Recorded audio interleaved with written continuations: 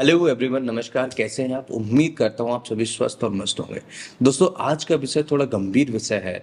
हम अपने स्वास्थ्य के प्रति जागरूक नहीं हैं। अगर आपको भी शरीर में कैल्शियम की कमी हो गई है, अगर आपको विटामिन डी की कमी है, विटामिन सी की कमी है, और आपके जोड़ों में दर्द बहुत ज़्यादा होता है, आपका जो जोड़ों का साइनोवियल फ्लूइड है, बीच का जो फ्लूइड होता है, वो अगर कम हो गया है। साइनोवियल फ्लूइड क्या होता है ये समझिएगा। जो हमारे दो जॉइंट्स हैं, जैसे घुटने का जॉइंट हम मान लेते हैं, नीचे से जो बोन आई है और ऊपर से जो बोन है, इन दोनों के बीच में एक मेम्ब्रेन होती है, एक फ्लूइड इस मेम्ब्रेन में भरा होता है, जिसकी मदद से हमारा जो जॉइंट होता है ये लुब्रिकेंट होता है, यानी कि चिकनाहट इसके अंदर होती है। अगर इसके अंदर जो साइनोवियल फ्लूइड है वो कम हो जाए तो आप ये मान के चलिए आपके जोड़ों में कट कट की आवाज आना स्टार्ट हो जाएगी। एक छोटा सा एग्जांपल से समझिएगा। जो गाड़ियों में हम ग्रीस का उपयोग करते हैं, जैसे गाड़ियों का जो पार्ट्स होता है उसमें अगर हम ग्रीस न लगाएं तो cut cut cut cut cut cut की आवाज आएगी और वो पार्ट घिसता चला जाएगा और कुछ दिनों बाद वो पार्ट्स खराब हो जाएगा। दूसरा एग्जांपल समझिए। जो हम साइकिल चलाते हैं और साइकिल का जो एक्सल होता है या चेन होता है, उसमें अगर हम थोड़ी सी मात्रा में ग्रीस न लगाएं तो वो कट कट के खराब हो जाएगा और टूट जाएगा और आपको नुकसान कुछ ना कुछ दे जाएगा। इसी प्रकार से जो हमारी हड्डियां हैं, इनके अंदर होता है साइनोवियल फ्लूइड। ये साइनोवियल फ्लूइड क्या करता है कि जब हम एकदम से कूदते हैं या फिर जब हम एकदम से कोई जर्क लगता है या फिर जो हमारे दोनों जॉइंट्स होते हैं, इनके बीच में थोड़ा सा गैप बना के रखता है, मेंटेन करता है और इसे स्मूथली चले ये हमारे जॉइंट्स ऐसे बना के रखता है। इसलिए शरीर के अंदर जॉइंट्स में कभी भी साइनोवियल फ्लूइड की कमी नहीं होनी चाहिए। कुछ लोग उंगलियां चटकाते हैं, ये आपने बहुत सारा कॉमन देखा होगा। क्या उंगली चटकाने से कोई नुकसान होता है? आज की इस वीडियो में ये भी समझेंगे। दूसरा हम ये समझेंगे कि साइनोवियल फ्लूइड जब कम होता है तो और क्या दिक्कतें होती हैं। तीसरा हम इस वीडियो में समझेंगे कि कैल्शियम की कमी को पूरा कैसे करें। और चौथा हम ये समझेंगे कि शरीर में स्पेशली जॉइंट्स के लिए विटामिन सी का क्या उपयोग है। आपने बहुत सारा विटामिन सी पर वीडियो देखा होगा, आपने ये भी समझा होगा कि विटामिन सी स्किन के लिए अच्छा है, इम्यून सिस्टम के लिए अच्छा है और बहुत सारे व्हाटएवर आपने बहुत कुछ सुना होगा। लेकिन क्या आपको वास्तव में पता है कि विटामिन सी का जॉइंट्स में क्या उपयोग है? आज की इस वीडियो को शुरू करते हैं और समझते हैं पूरी डिटेल में। साइनोवियल फ्लूइड को समझेंगे कि कैसे आप इसे मेंटेन करें, कैसे आप इसे बढ़ा सकते हैं। साथ ही साथ ये समझेंगे कि शरीर में हड्डियों में अगर कैल्शियम की कमी होती है तो इसे आप कैसे मैनेज कर सकते हैं, कैसे आप इसे बढ़ा सकते हैं, कैल्शियम बढ़ाने का तरीका, आसान उपाय क्या होते हैं। दोस्तों चलिए शुरू करते हैं। मैं डॉक्टर लोकेंद्र फ्रॉम ग्वालियर मध्य प्रदेश आज के इस वीडियो में स्वागत करता हूं आपका और समझते हैं पूरी डिटेल में कैल्शियम के बारे में, साइनोवियल फ्लूइड के बारे में। दोस्तों सबसे पहले ये समझिए, साइनोवियल फ्लूइड जो होता है ये बहुत बेसिक चीज है हमारे जॉइंट्स के लिए। जॉइंट्स जो हमारा होता है, इसको जॉइंट रखने के लिए कुछ टेंडन्स होते हैं, कुछ लिगामेंट्स होते हैं। ये लिगामेंट्स क्या होता है, यहाँ से जाएगा यहाँ तक आएगा, मतलब कि इस जॉइंट को बनाकर रखेगा, बांध कर रखेगा। जैसे हम रस्से से किसी चीज को बांध देते हैं कि ये गिरे ना, ऐसे ही जो हमारे लिगामेंट्स होते हैं, जो हमारे टेंडन्स होते हैं, ये हमारे जॉइंट को बांध के रखते हैं। और जब ये बांध के रखते हैं तो हमारा जॉइंट जो होता है मजबूत होता है, हिलता डुलता नहीं है, इधर उधर नहीं भागता। दूसरा, इसका जो गैप होता है वो प्रॉपर रहता है। और इसका जो गैप होता है, इस गैप के बीच में जो ये गैप है, इस गैप के बीच में एक मेम्ब्रेन होती है साइनोवियल फ्लूइड की। ये साइनोवियल फ्लूइड क्या करता है कि ये जर्क जब लगता है तो इसे हड्डियों को टकराने से रोकता है। दूसरा, हड्डी को डैमेज होने से बचाता है। तीसरा, ये घर्षण नहीं होने देता है। जब इसमें घर्षण नहीं होगा तो पेन महसूस नहीं होगा। जब साइनोवियल फ्लूइड जोड़ों में कम हो जाता है तो ये हड्डियां आपस में टकराती हैं, घर्षण करती हैं, जिसकी वजह से हड्डियां कमजोर होती हैं, जॉइंट्स कमजोर पड़ता है, दर्द होता है, सूजन आती है, कई सारे सिम्टम्स देखने को मिलते हैं।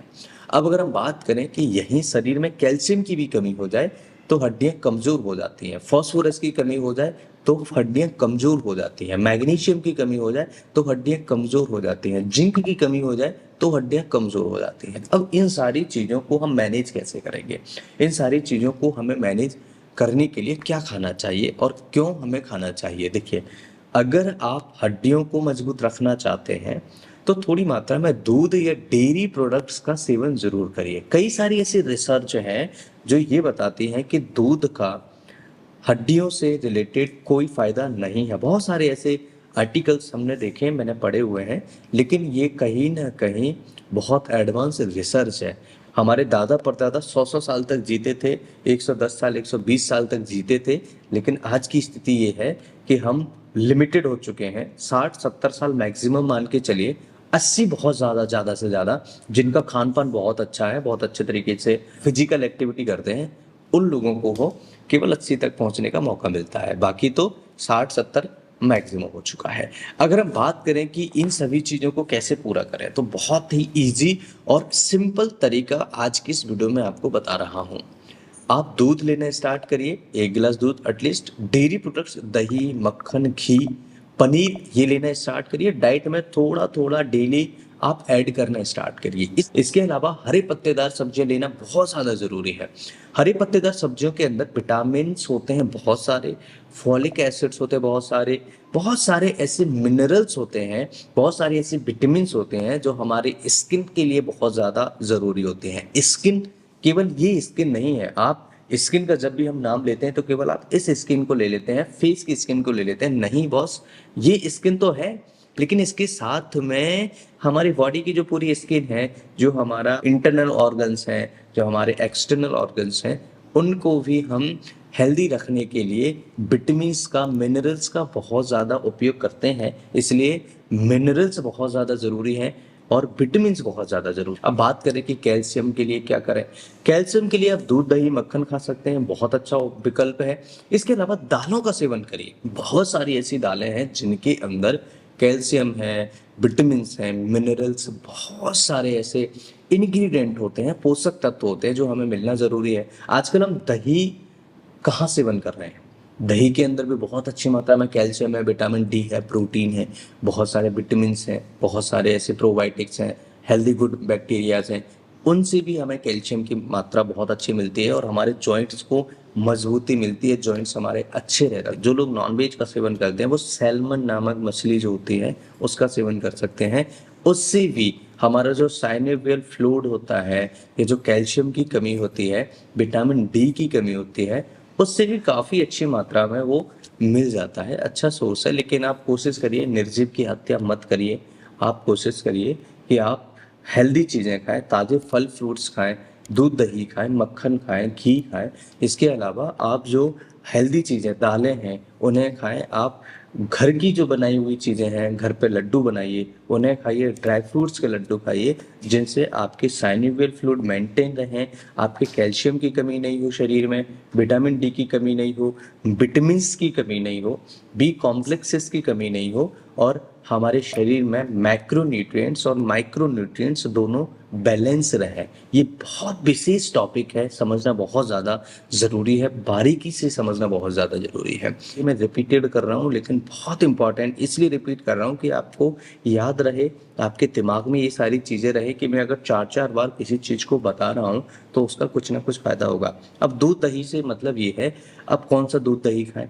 अगर आप देसी गाय का जो दूध है उसका सेवन करेंगे तो आपको बहुत अच्छी मात्रा में कैल्शियम, विटामिन डी मिलता है। अगर आप भैंस का दूध जो मिलता है उससे आप सेवन करेंगे तो उसमें बहुत कम मात्रा में ये सब चीज़ें मिलती हैं। लेकिन देसी गाय का जो दूध, दही, मक्खन आप सेवन करेंगे उसमें बहुत सारी चीज़ें, पोषक तत्व तो हमें मिलते हैं। होम्योपैथी की अगर हम बात करें तो कौन सी मेडिसिन लेना चाहिए? होम्योपैथी में बहुत सारी दवाइयाँ हैं जो इस तरह की प्रॉब्लम को दूर रखने में मदद करती हैं। सबसे पहली मेडिसिन है कैलकेरिया कार्ब।